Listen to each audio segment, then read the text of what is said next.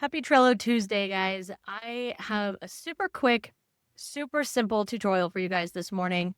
This is something that I've run into enough times that I thought it was worth doing a quick little tutorial on it. And this is how you use a template board that you've been given access to. A lot of you guys have signed up for my command center, for my simple to-do list. And most of the time, I think that you guys know how to interact with it, what to do. But I've had a number of times now where somebody has requested to join the board, the template board, which I don't allow because that's not how you're meant to use it. But I don't have a way to communicate back. So I just kind of have to not allow you. And I don't like that. I want to be able to explain and show you how you're meant to use it. So that's what I'm doing in this video. But before we dive into this, make sure you like this video, subscribe to the channel if you haven't already, and ring the notification bell so that you never miss a tutorial or upload.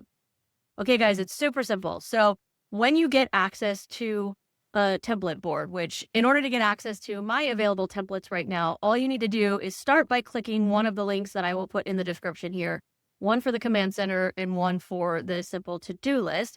You give me your email address and all of that, and then I will send you an email with the link that takes you directly to this page or the other one if you're going for the command center.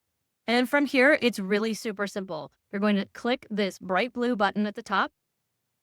You're going to give it a name, or you can keep my title. It's fine. You're going to choose which workspace you want. So your workspace, okay?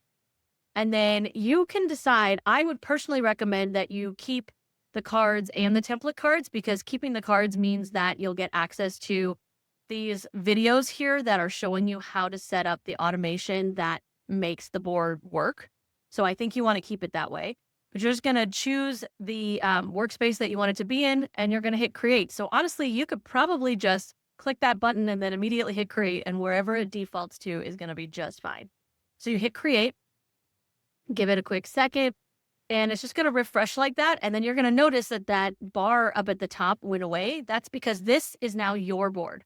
You can interact with and do anything you want to it. It is your board. So I hope that helps. If you guys have any other questions, or if there are any templates that you wish I would offer, let me know in the comments. Thank you so much for watching this video all the way to the end. I hope you liked it. And more importantly, I hope you found it helpful.